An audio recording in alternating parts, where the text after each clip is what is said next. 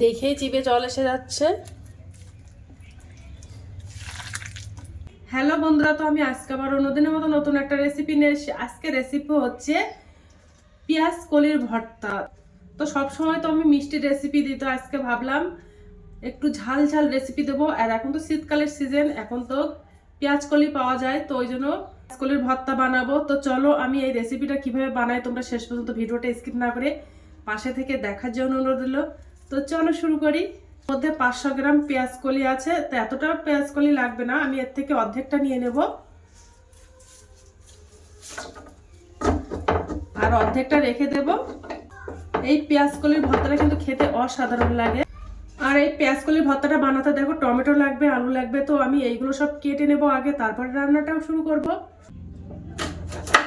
একটু ছোট ছোট করে কেটে নেব, বেশি লম্বা লম্বা করে কেটে নেবো, একটু ছোট ছোট করে কেটে নেব।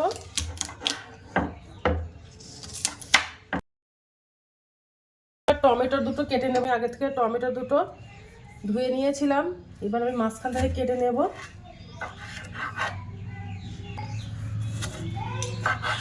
এবার আমি আলুগুলো ছোট ছোট পিস পিস করে কেটে নেব, খুব একবার বড় করব না, ছোট ছোট করে পিস পিস করে কাটবো।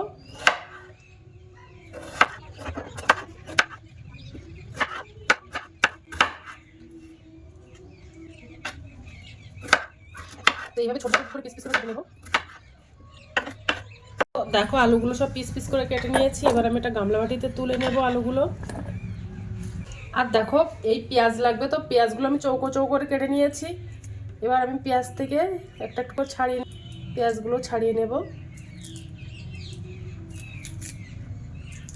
তো দেখো এইভাবে আমি পেঁয়াজগুলো কেটে নিয়েছি, যেগুলো সব আমার কাটা হয়ে গেছে। এবার আমি রান্নাটা করে নেব। তাহলে দেখো আমি একটা ফ্রাইং প্যান দিয়ে দিয়েছি আর গ্যাসটা অন করে দিয়েছি। ফ্রাইং প্যানটা গরম হয়ে গেছে, এবার আমি ওর মধ্যে একটু সরিষার তেল দিয়ে দেবো, সামান্য 3 থেকে 4 ফোঁটা।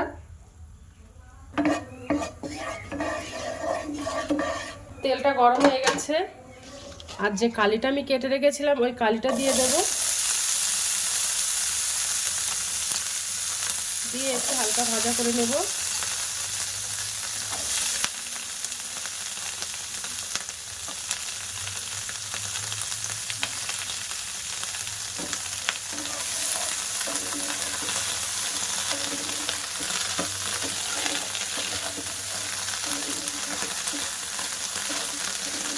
ওর মধ্যে 3 থেকে 4 চামচ একটু জল দিয়ে দেব।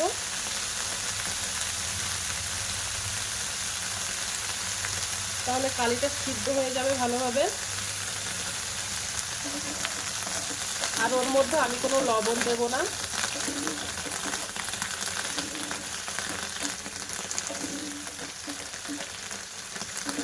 ঢাকনা চাপা দিয়ে দেব।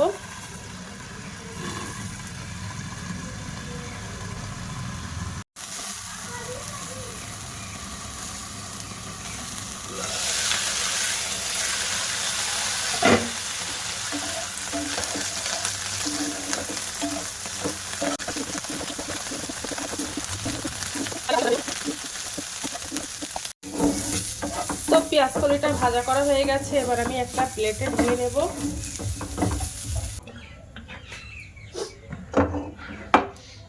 তার একটু ফ্রাইং প্যানে তেল দিয়ে দিলাম, টমেটো কেটে রেখেছিলাম ওই টমেটোটা দিয়ে দেব।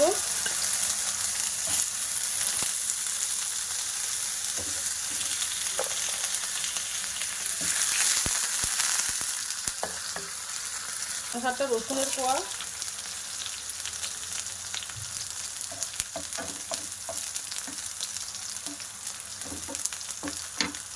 আর যে আলুটা কেটে রেখেছিলাম ওই আলুগুলো দিয়ে দেব।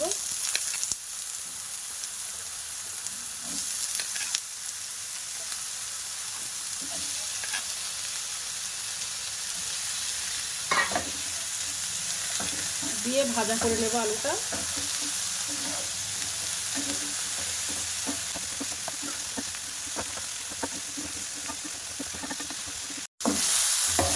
তো আলুগুলো দেখো হাফ হাফ করে ভাজা হয়ে গেছে।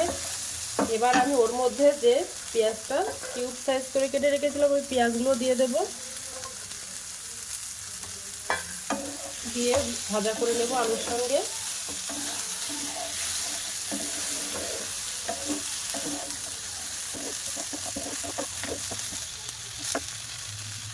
এইভাবে ভর্তাটা বানালে খেতে কিন্তু অসাধারণ লাগে।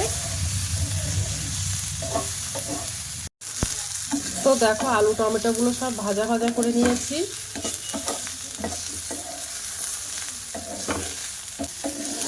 আলু টমেটোটা গলে গেছে, এবার আমি একটা প্লেটে ঢেলে নেব। তো ফ্রাইং প্যানের মধ্যে আমি আরেকটু তেল দিয়ে দেব। আমি শুকনো লঙ্কা দিয়ে দেব, ভাজা করব। ভর্তায় শুকনো লঙ্কা দিলে ভীষণ ভালো লাগে খেতে।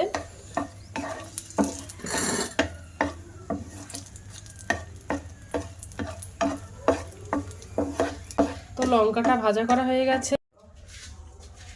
তো আলু পেঁয়াজ কলিগুলো সব ঠান্ডা করে নিয়েছি, এবার আমি ভর্তাটা মেখে নেব।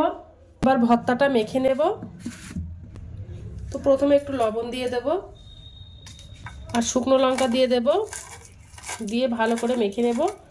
তো আমি অল্প করে ঝাল দেব, ঝাল যেহেতু আমাদের বাড়িতে কেউ পছন্দ করে না তার জন্য।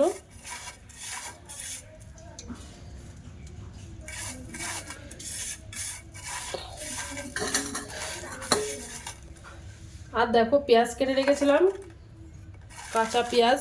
তো পেঁয়াজটাও ভালো করে মেখে নেব।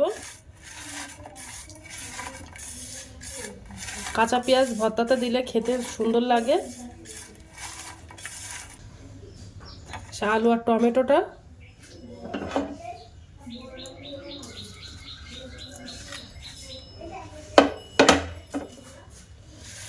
দিয়ে ভালো করে চটকে চটকে মেখে নেব।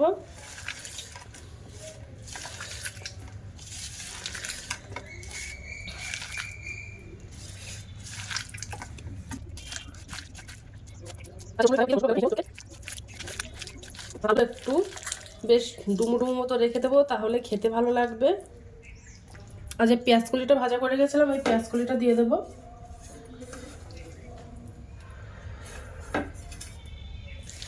দিয়ে ভালো করে চটকে মেখে নেব।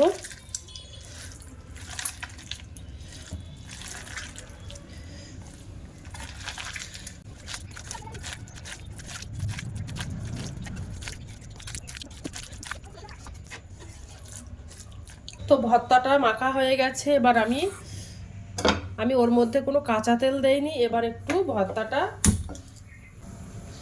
তেলটা গরম হয়ে গেছে, এবার আমি ভর্তাটা দিয়ে দেবো তেলের মধ্যে। অনেকে কাঁচা তেল পছন্দ করে না ভর্তাতে, তারা এইভাবে কাঁচা তেলটা না ব্যবহার করে একটু ফ্রাইং প্যানে তেল দিয়ে একটু নাড়িয়ে নিতে পারো।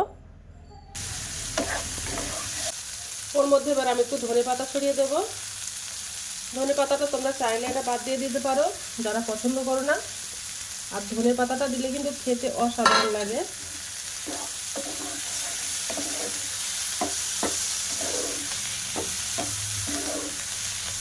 তো দেখো পেঁয়াজ কলির ভর্তাটা বানানো হয়ে গেছে। দেখতেও যেমন লোভনীয়, খেতেও কিন্তু এই পেঁয়াজ কলিটা অসাধারণ লাগে।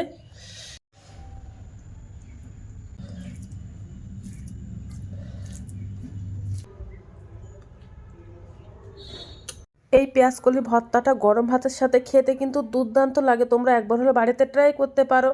তো আজকের দিনের মতো ভিডিওটা এখানে শেষ করছি। আগামী দিন আবার একটা নতুন ভিডিও নিয়ে চলে আসবো। তো টাটা, বাই বাই।